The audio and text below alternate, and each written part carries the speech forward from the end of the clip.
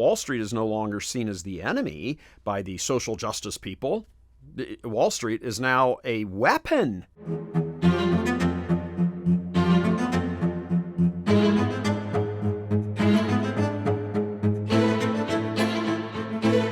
Hello, everyone, and welcome to the Michael Voris Show. I'm your host, Michael Voris, and today, boy, we got a zinger for you. If you're a normal, everyday American who's just kind of, wants to sort of live his life and raise his family or, try to start a family or anything like that, you are being absolutely obliterated by some very dark forces with trillions of dollars at their disposal, and they are using that money to control corporations. These aren't the corporations. To control corporations, to make you think a certain way, to move you over to accepting their crazy ideology, all the gender dysphoria stuff, that it's normal, and more so that if you somehow think there's something wrong with all of this, there is. If you think there's something wrong with all of this, then you're something wrong with you. That's the message that comes across with all of this. Speaking of all this woke stuff, June 16th is a event, a prayerful pilgrimage and procession to LA Stadium, where we're going to be essentially praying for the horrible abomination of mocking our Catholic faith, which is what's happening there. And the LA Dodgers, woke LA Dodgers, it's one thing to celebrate the whole, gay thing and all that and whatever, and that's bad enough. But to single out a group that is going to be their whole purpose for existence, these Sisters of Perpetual Indulgence, is to mock Catholicism. That's why they call themselves that. That's why they dress in like drag nun type outfits and weird makeup and all of that. Their whole reason for existence is to mock the faith, Catholic faith, specifically the Catholic faith. For the LA Dodgers to single them out in the middle of the whole pride thing and bring them center stage and give them honors, whoa. So we're going to, Church Militant is very proud and happy to be a co-sponsor of the pilgrimage to protest all of that. Prayerful pilgrimage, prayerful protest, 4:30 Pacific Coast time. Sign up for it. Come if you can get there. Please be there. If you can't be there, offer your prayers at that time. Let's talk specifically, shall we, about sort of how the flow thing works. First of all, corporations are the vehicles by which a lot of this stuff is going on. And by corporations, name them all. Coca-Cola, Delta, Anheuser-Busch, Target, big giant corporations. They're the ones getting all the blame for it. For sort of pushing all of this stuff, and they certainly do push it. That's not untrue, but they're the ones firing the balls. The ones making the balls are giant, enormous companies, which you hear the name of every now and then you just sort of move on. Companies like BlackRock and Vanguard. These people have trillions of dollars because they're investment managers, investment portfolio managers, and they have money from everywhere, from pension funds, from state pension funds, from union worker pension funds, and all over the country. So there's enormous amounts of money in these things. Well, they take their money and they invest it in certain corporations, and they become large shareholders, stakeholders in these companies. So much money do they have in some of these giant corporations that we just named, and many others. It's not just those 3 or 4. It's many, many corporations.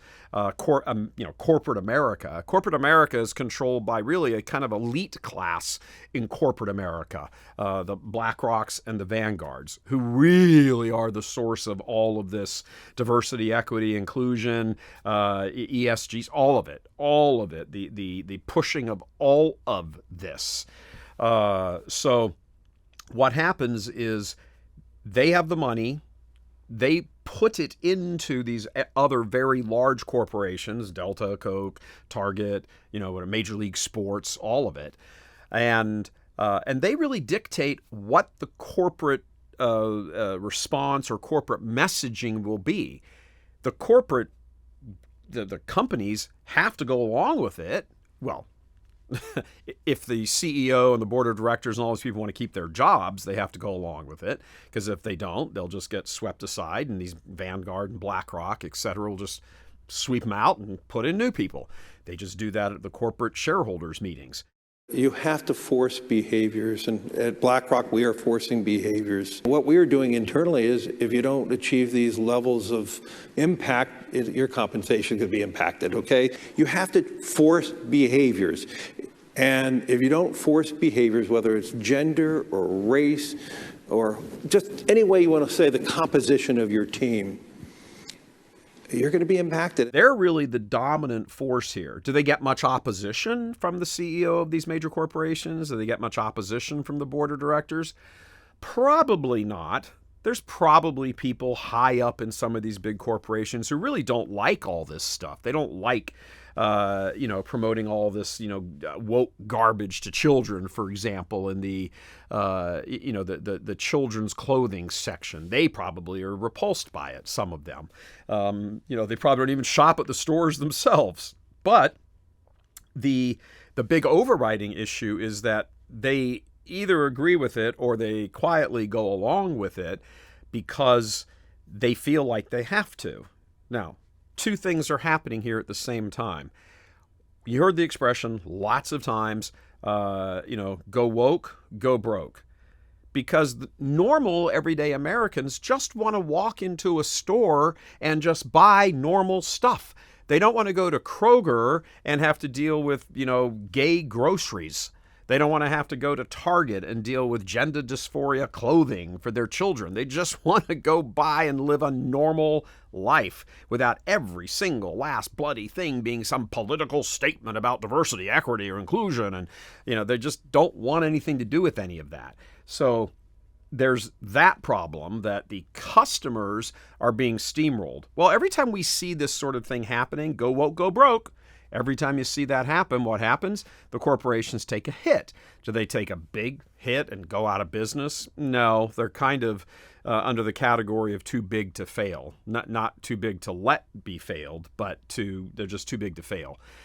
They've got so much money that they can take a hit. They can take a 10, 15, 20, 25% hit, and they'll absorb it. They'd rather not. No chief executive officer, no board of directors, no president of a company wants to lose money, but the people above them who are the major stakeholders in the company because of their money, they don't care. They don't care because whatever money the giant corporations have, they have 10 and 15 and 100 times that amount of money. So they don't really care. Their main objective is pushing the ideology. And if any of the individual corporations that they are stakeholders in take a hit for a bit, they don't really care that much. I mean, sure, nobody really wants to lose money, but they're willing to lose money in order to push this narrative because they're the people behind all of this. Thank you for watching The Michael Voris Show. If you'd like to watch the entire episode, please head over to churchmilitant.com and sign up as a premium member.